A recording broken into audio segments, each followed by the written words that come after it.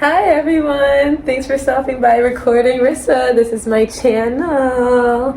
I'm so happy you're here to see my first installment of 5-Minute Neuroscience. This episode / installment, I guess, is going to be on drugs. Basically, my qualifications: I studied neuroscience as an undergrad. I worked in lab settings. Still work in the lab industry currently still. In research industry. Definitely know what I'm talking about. And yeah, so I'm just going to jump right on into it. I can keep it to 5 minutes. If you have any questions, leave them in the comments. I'm super excited to be doing this because I never have an outlet to talk about this stuff. So, and I want to actually make sure I'm still on top of my knowledge. All right, so before I get into what drugs I want to talk about today, I want to talk about how we measure how drugs affect us. And so we use neurotransmitters and their activity levels to determine how much we're being affected by drugs. And neurotransmitters are chemical messengers that go from our neurons to our central nervous system, and they allow us to perceive the world around us, okay? So in this particular episode, we're going to be talking about neurotransmitters being affected by drugs. And I'm just going to start off with stimulants. I know, they're the uppers, as people say. And so stimulants really affect 3 neurotransmitters in particular. Dopamine, which is associated with the pleasure and reward systems in the brain, which is like that addictive component. Norepinephrine, which is the stimulating component, where it's like increased alertness, focus, energy, that hypervigilance, skin in the scene. And serotonin, which is associated with general well-being and like feeling good, a nice sweet mood. So we're just gonna hop on into my list of stimulants. I'm obviously not very stimulated right now, and the common ones that we see in our society and how they affect us. All right, let's go. Some drugs I want to talk about today aren't exactly what you would consider a drug, but I'm going to get into them. I'm only doing 3. And so the first one is nicotine. And nicotine actually stimulates the release of dopamine, and especially in the brain's reward centers.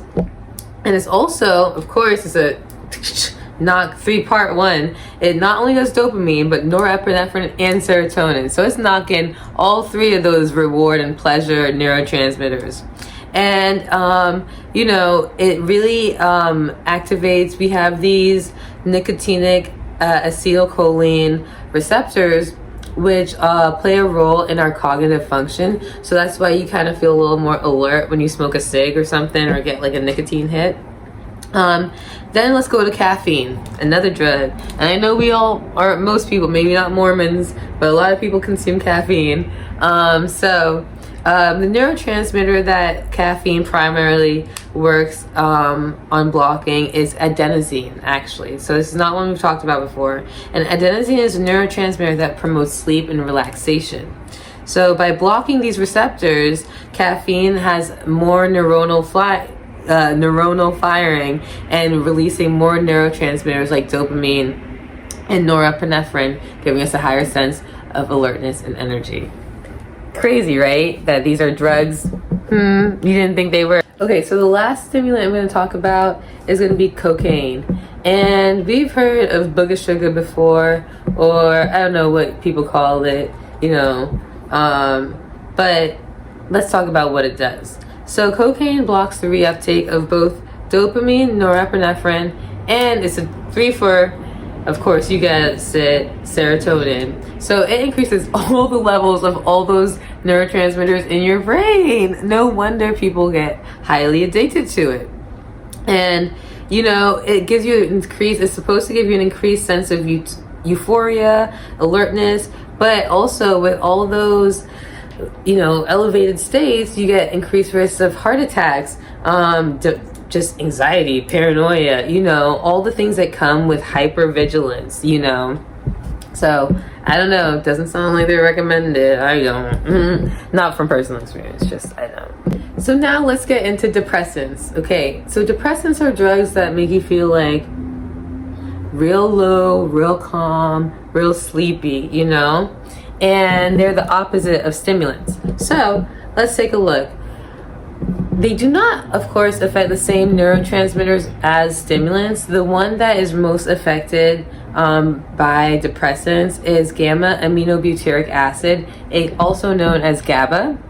And I'm just going to jump into how some of the common depressants we consume as humans just probably are not the best for us. So the first one I want to talk about is alcohol. And alcohol really is interesting because it's a threefer as well. And one, it enhances the activity by GABA by a lot. And GABA is an inhibitory neurotransmitter. So that reduces a lot of your typical neuronal activity levels by a lot, okay? And then it also acts on glutamate. And glutamate is an excitatory neurotransmitter. And how it acts on that is by inhibiting it. So no more excitatory action, which reduces what would normally be your firing rate, and again slows your brain down. And then alcohol increases the release of dopamine in your brain and your reward system, and that's what increases the potential for addiction, just like in those stimulant drugs. Very interesting, right? Okay, so opioids are also depressants. And I'm going too fast. Opioids are drugs like heroin, morphine, oxycodone, and fentanyl. Very dangerous stuff, right? And they're really interesting because they affect our endorphins, and they bind to receptors in the brain, releasing, can you guess it? Dopamine. And so this is, of course, kind of like what, if that's like the main mechanism, you can see how it's highly addictive, because dopamine reward really happens in our brains, like pleasure and reward system.